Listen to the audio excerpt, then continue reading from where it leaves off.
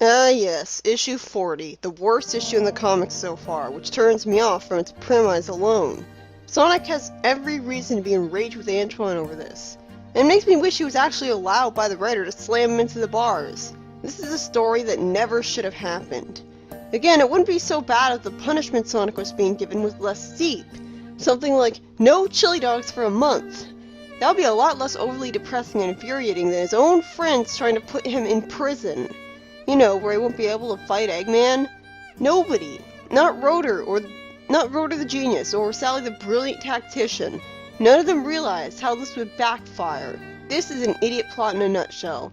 They're stuck with Sonic whether they'd want to keep him in prison or not, because sooner or later they'd need his help. Nobody realizes this. But what's worse is that all Sonic's friends are now conspiring against him, which is only really in character for Antoine. Do they really have to put Sonic in jail for supposedly disobeying one order? What is this, a dictatorship? If these guys were my friends, I'd be really uncomfortable. I wouldn't feel safe around them. Why would I trust people that I can't trust enough to try to ruin my life over one act of disobedience? What are they, a criminal gang? I bet gangs don't like it when you disobey them either. This whole conspiring to put Sonic in prison thing makes the Freedom Fighters feel less like a genuine group of friends and more like a military organization of child soldiers who will do horrible things to anyone who doesn't march in lockstep with their every order. There's no warmth and love in them here at all, no sympathy. Just Sonic being treated like a criminal. And they don't even have an apology, and Sonic having a grudge against them for this in the end, like would be realistic. What would be even more realistic is if this punishment didn't happen at all. True friends would have just been happy he wasn't a robot anymore and gone easy on him because obviously being turned into a robot slave was punishment enough. I love Sonic's comeback to Antoine here. It's like an awesome "the reason you suck" speech. Even more awesome since he was the one who brought the charges against him, so maybe if it weren't for him, Sonic wouldn't be in this situation. He says, "You're only in charge because everyone important is helping to rebuild Knothole. You're just a babysitter." Yeah, tell him off, Sonic. Sadly, Antoine isn't really affected by the speech. And then he shows that he has an ego the size of a house, planning his parade over his coronation. Coronation as what? And what has he done exactly to earn that? And Sonic has a point. He should be out there helping, but instead he's stuck here. You know, Sally, when even Sonic is realizing how stupid your decision is, maybe it's for the best that you give up. I don't think Sonic is stupid by any means, but he's definitely more of a street-smart jock than anything. I love how Amy makes her grand return here by forming a protest over Sonic's situation, and how he really appreciates this with a happy smile and everything, calling her his best pen pal. I miss the days when he had this kind of genuine liking of Amy Rose for being an admirer of his, rather than hating her for the same reason. This makes more sense for someone with an ego. I like this, like it makes perfect sense that Amy would do this, like not forgetting about her character. I also like that Sally says she's sweet and wishes that it were only that simple. So she's still kind of on Sonic's side, but she's being very lawful stupid here, which to be honest is almost just as infuriating as chaotic evil. Why would Rotor even ask her if he'll be acquitted if he should know that it's pointless to say that? It's a good thing King Acorn's shown to have some intelligence to him and that everyone's following a disaster plan he had made. Backup units for most of the heavy equipment had been stored underground at the jailhouse miles from Knothole, so transportation is underway. So we get an actual character trait being given to King Acorn after over 40 issues by explaining that normally he always thought ahead, just like Sally does. I guess that's where he gets it from. So he always thinks ahead, except for when Robotnik betrayed him. He should have had a plan for that. Especially since he's a king, and dictators tend to be pretty paranoid in real life because obviously their populace isn't happy, so people are going to be conspiring against them. You'd think that he would have a plan for anybody betraying him, have bodyguards already on standby, although I guess they wouldn't be able to handle swap bots. Strict bylaws. You're fucking royalty! If you don't like the law, change it! Idiot! I don't feel sorry for her in this situation because she's choosing to do this, when she could easily not do it. At least she cares, but not enough to do the right thing. Screw showing gratitude to the person who saved you countless times. What's clear is that the system stinks. I love that line from Sonic too. I share in your outrage, Sonic. And why the hell is Sonic still being given chili dogs, stale or not, when he's in prison? Again, depriving him of these things would be a much better punishment than this, both logically and humanely. So Sonic's being sentenced at a literal kangaroo court with banishment. This issue fucking enrages me. This is the thanks I get for saving your life? I love that line from Sonic, because it's exactly what I've been saying. Although you'd think that if the writers thought to have him say that, they would have also thought to realize that Bunny is being out of character here. In fact, Bunny has a major out of character moment here by saying one of the most ungrateful asshole things you could ever say to that. That's old news. Saving your life was old news. So you're basically saying that you don't give a shit that you saved your life earlier. That it doesn't matter to you that someone saves your life after enough time has passed. Well, I never liked you anyways, a Texas stereotype.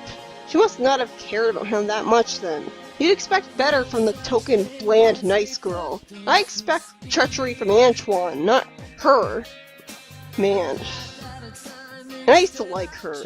I guess I will later, but ugh. And she even says that she's going to act like his enemy because her arm has a hedgehog hunter in it.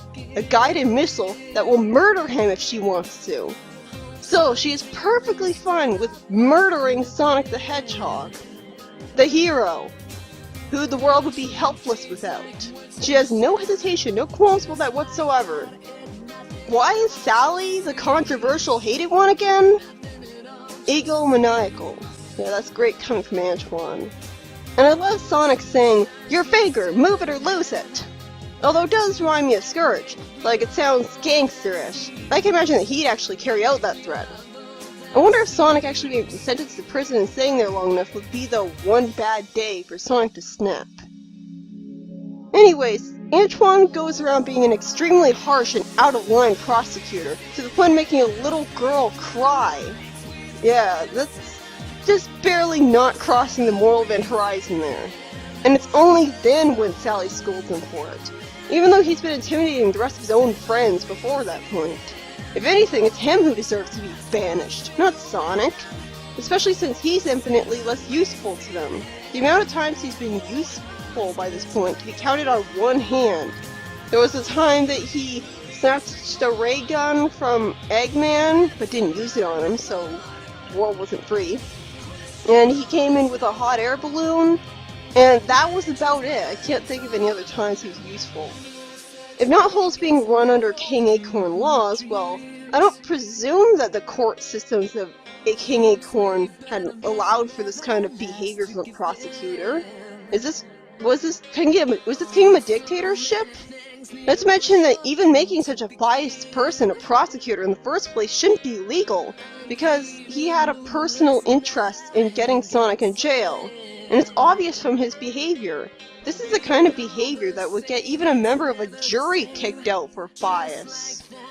And I like how Sally angrily interrupts Antoine's egotistical bragging, as if she's still Sonic's friend, and gives Sonic a chance for a rebuttal, which he takes with another line I love, calling Antoine Tin Soldier. Right now he deserves much worse than that, including insults that shouldn't be uttered in polite public, making me wonder what exactly the difference is between him and Patch at this point, because Patch would probably conspire against his Sonic too, in the same way. But anyways, Sonic points out that Antoine had failed to notice that Fang had escaped from the cell next to him. How the hell does Sonic know that Fang was the one who knocked him out, when he was unconscious the entire time? By the time he had been roboticized, Fang had already been kicked out.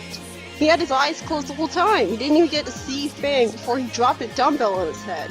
Am I expected to believe that he was still able to hear him after a dumbbell was dropped on his head? Like I said in the Amnesia episode, Mobians have very thick skulls, so I can understand why that didn't kill him. It's not like he's a human. I find it kind of satisfying seeing Antoine reacting nervously to Sonic basically blaming him for everything that had happened. And I love how Sally yells at Antoine for it, telling him off, and he tries making stupid excuses. Although honestly, I think even if he had noticed Fang's escape in time, they wouldn't have been able to find and catch him before he'd have carried out his plan, depending on how far back exactly Fang had escaped. Sadly, I'm not expecting Sonic's rebuttal to actually be listened to. He'll probably get in trouble anyways. I like how Sonic tries to stand up to Bunny. Seriously, I was not expecting her to be just as much of a traitor as Antoine is. But I don't understand how he could turn his hands into buzzsaws and shred the handcuffs. Knuckles I could understand because he has spikes on his knuckles, but with Sonic this magical power of his comes out of nowhere with not even a slight thin justification. You'll notice that I'm saying I like a lot of things in this story, although mainly it's the fact that sometimes Sonic's friends side with him, or I love Sonic's cathartic, angry lines and situation. So maybe this story is better than issue 39, which had pretty much nothing good in it at all. But honestly, the big reason I hated issue 39 was because it led to this issue. If Sonic hadn't been in huge trouble with his friends after being turned into a robot, it would have been fine. So, I don't know, I guess both are equally bad. At least Sonic's punishment was banishment and not literally keeping him locked up in prison to go insane or break out. So he could still in theory fight Eggman, just an enormous length away from the freedom fighters, and homeless so that he'd have to live out in the pouring rain and freeze to death in the winter, and be abandoned by all of his friends so he'd have basically no loved ones. Nope, still horrible punishment, still inhumane.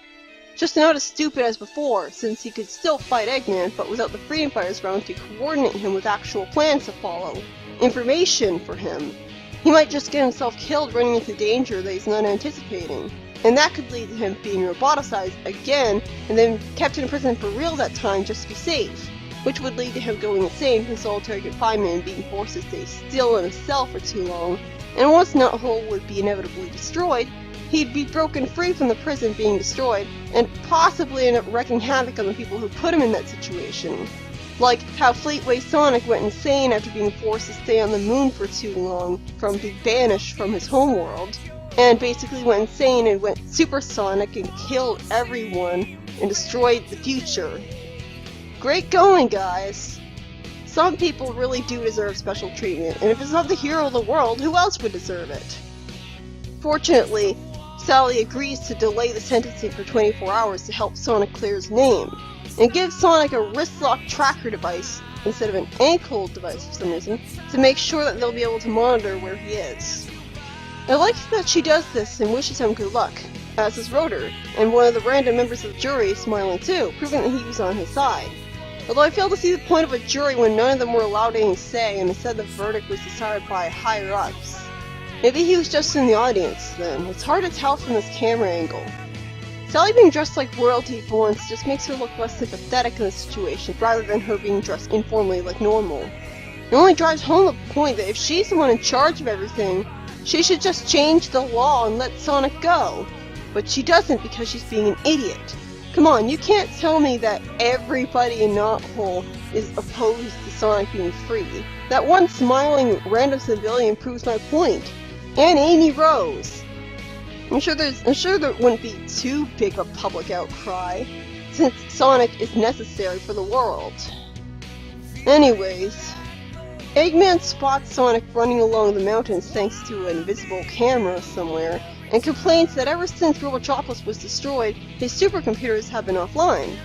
Eggman has to calculate Sonic's position manually as a result of that. I kinda like that. It shows off that he actually is a genius, and he's not just relying on technology. We never see him actually building technology. We just have to assume that his robots are doing it. Sonic goes to the Robo-Hobo Jungle. That's an interesting concept. It's where all of Eggman's used obsolete robots end up. And all of them are badniks. So my suspicion earlier was true. We don't see badniks anymore because Eggman thinks they're obsolete. I don't see why they'd be any less useful than swap bots, although, okay, swap bots can hold weapons with their arms and they can't.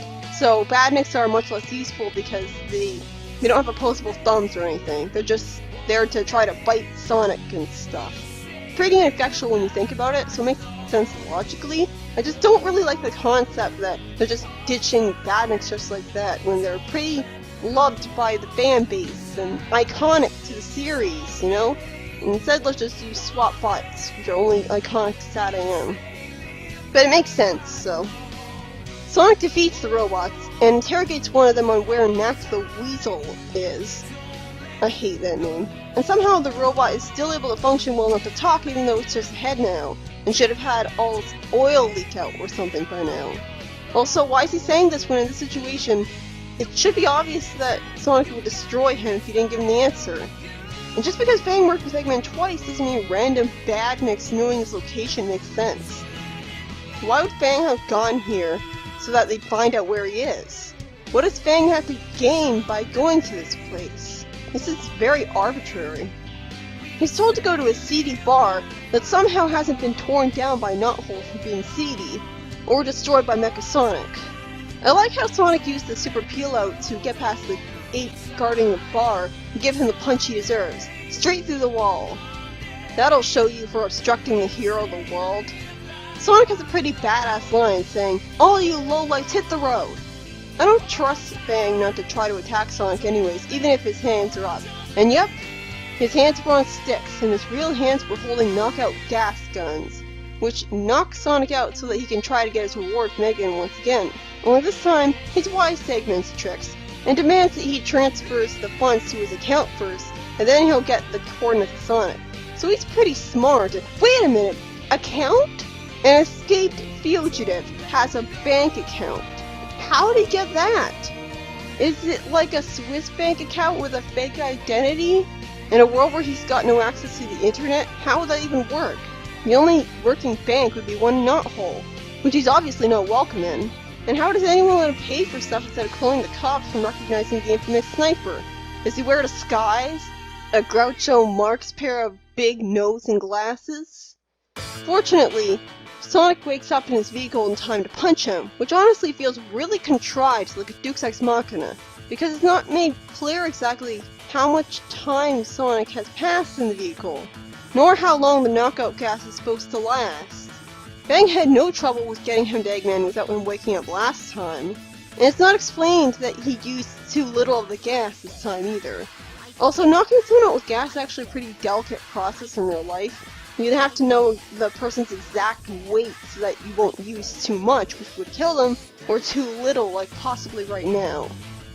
Sonic threatens Eggman with sending in an ion sky sled on autopilot to Robotropolis and setting it to self-destruct. Why the hell would there be a self-destruct mechanism on it in the first place? Another Deus Ex Machina. Sonic then fortunately does that and explodes Robotropolis instead of making a deal with Eggman and expecting him to hold up his end of the bargain. So that's good. And he returns to Sally and Rotor, who know what happened, and explains that he had to pop out the windscreen, whatever that is, of Rotor's wrist tracker and use it as a gas mask filter. Why did the Freedom Fighters even bother making him wear that wrist tracker if he could just take it off or destroy it that easily? I'm pretty sure ankle monitors, from what I've seen in Arrested Development, aren't that easy to take off. And it sure is convenient that when he brings Fang over to Sally and Rotor, everyone believes Sonic instead of accusing him of having coerced a confession out of him through intimidation. For all they know, that's what happened. The only explanation is that Sally only believes him because she wants to believe him and have an excuse to get him out of trouble. It's annoying that when Sally says she'll make a public apology, even though it's Antoine and Bunny who should fucking apologize. For some reason, Sonic doesn't want an apology from his own friends betraying him, and doesn't hold any sort of grudge against them whatsoever. Right, that's normal, realistic human behavior. He considers being allowed back on the team its own reward, that there's too much work to be done. Granted, this was foreshadowed by him saying that he should be out helping, not being treated like a villain, but this is a really light reaction to what just happened. And sadly, the story ends right when Antoine is showing egoism, instead of letting us see him get punished for bringing up charges against them. At least show him getting hit with a stick. He's the one who deserves that at this point, not Sonic. This is a very unsatisfying ending. Sure, Sonic gets out of trouble, but he deserves a proper apology from everyone, especially the ones who actually antagonized him in the first place.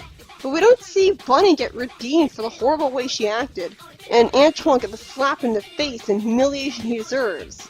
Honestly, I would have rewritten this ending to have both Sally and Sonic punch him in the face, and then Antoine has to deliver a public apology. That would be karmic comeuppance and a satisfying ending. It would properly wrap everything up, but it just ends. At this point, I'd be happy to see Antoine get pranked and bullied. This kind of moment is when Antoine should get pranked, not in situations where he'll just look like a victim. Sonic's supposed to be a karmic trickster after all, not a bully. But they learned that lesson a little too early considering he deserves it right now. I know Bunny had gotten injured by Megasonic, but she knows he had no free will at the time. It's not like she's still injured now. She doesn't have a broken leg or anything. So her holding a grudge for that still is out of character. Her antagonistic bitch attitude of the story is just inexcusable, and she never apologizes for it. I don't think it's satisfying to have that kind of apology off screen. Logically, Sonic should still be holding a grudge against his friends for this kind of treatment for several issues to come, or at the very least have a hard time trusting them for a while after this. But instead we're expected to believe he's such a perfect little Gary Stu that he has no hard feelings at all, and no hurt feelings at all. Despite being shown absolute proof that his friends could and would turn on him like a pack of rabid wolves if the writer wanted them to. And no, there's no backstory on this subject. It's strange to say that this overly frustrating and depressing story was written by Mike Gallagher, the lighthearted writer, remember.